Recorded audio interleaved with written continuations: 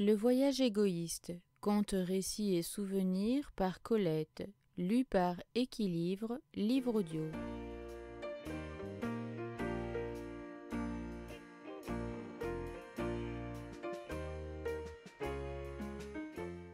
Chapeau.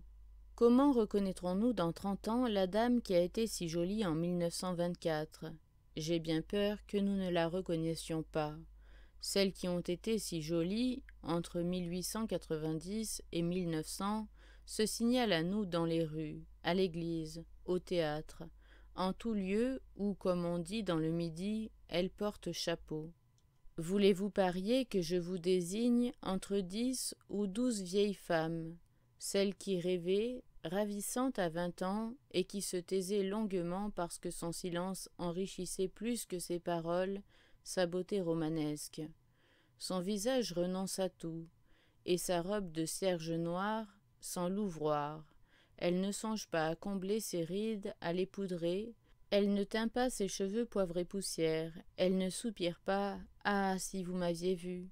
Son seul chapeau reçoit une délicate mission, car elle arbore, hors de mode, inusité, montée sur une armature en laiton léger, le fond tout petit et le bord très grand. Vacillante, éclairée parfois d'une rose, une capeline de dentelle noire.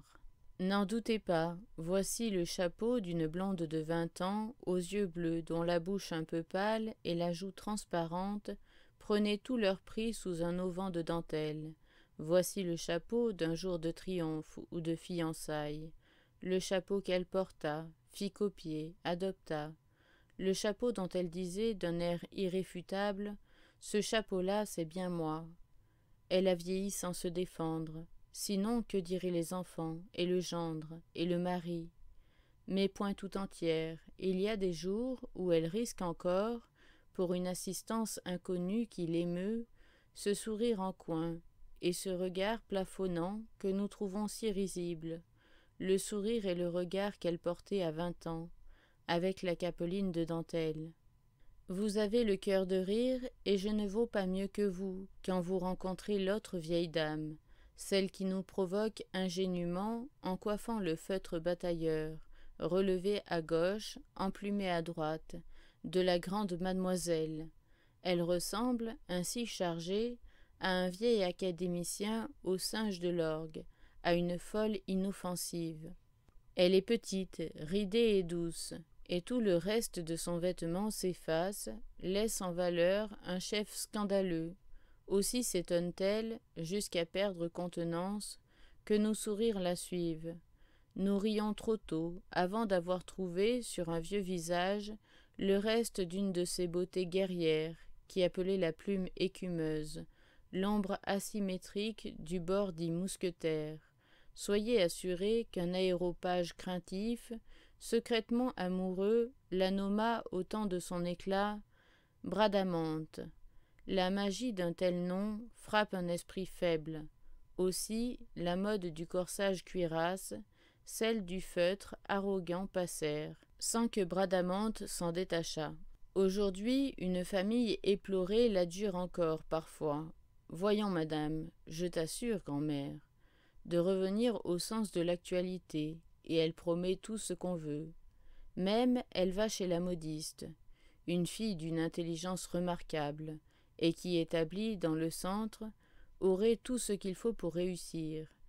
Elle essaie une des petites formes que modèle le goût du jour.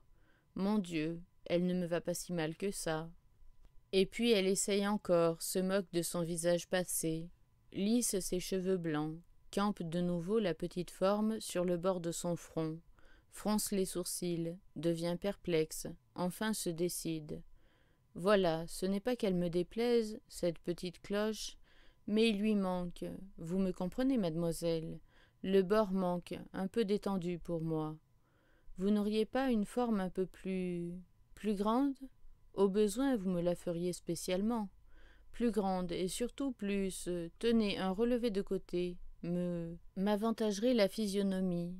Et nous pourrions à droite disposer quelque chose, je ne sais pas moi, une plume d'autruche par exemple, qui étofferait l'ensemble. Comment la reconnaîtrons-nous dans 30 ans, la Bradamante d'aujourd'hui ? exaltée, contrainte, en proie au rêve mais plus révérente que son aïeule. Elle se cache, tout comme la Rosalinde, en Capeline de 1885, sous la cloche d'uniforme. La cloche, vous dis-je, la cloche, et encore la cloche. Le bord arrière touche le col de la veste longue ou du court paletot. Le bord avant descend en visière, à mi-hauteur du nez. L'œil droit là-dessous, un peu plus écrasé que le gauche, porte la marque d'une séquestration arbitraire. Il prend l'habitude d'être un peu plus fermé que le gauche. Obligées de considérer toute chose d'un regard plongeant, les femmes portent au vent, comme des chevaux mal unis. Cloche, costume tailleur, écharpe multicolore, costume tailleur, cloche, écharpe, j'oubliais les bas couleur gravier rose. Un jeune homme que je connais donna rendez-vous à sa jeune amie au seuil d'un métro, et s'élança dès qu'il la vit paraître, nette sous son costume tailleur, le cou 2 fois ceint d'une écharpe, la petite cloche plus bas que les yeux, le cheveu invisible, la nuque rasée, l'ocre et le carmin sur la joue. « Enfin, c'est toi !» C'était une autre pareille. Une deuxième jeune femme réglementaire, hissant de l'abîme, le jeune homme s'élança derechef vers la cloche. La joue, l'écharpe, les bas. Il lui fallut essayer 3 jeunes femmes pour qu'il tombât, si j'ose écrire, sur la bonne. Corrigé, il accueillit sa véritable amie avec une froide réserve, et tandis qu'elle l'engourmandait, à voix haute, il l'authentifiait encore un peu halluciné. Un grain de beauté sous l'œil, bon, et des pendeloques vert jade aux oreilles, et 14 bracelets de verre aux poignets, je me souviendrai. Mais au même instant, on lui marcha sur le pied. Une voix féminine qui sortait d'un petit chapeau cloche lui dit « Pardon » sur le ton d'une sèche réprimande. Il entendit le tintement d'un carteron d'anneau en verre tchécoslovaque. Il distingua, le long d'une joue plus brune et plus rose que nature, 2 longs pendants de faux jade, et reçut dans l'œil le pan bariolé d'une écharpe. Alors, un transport de peur et de colère souleva le jeune homme.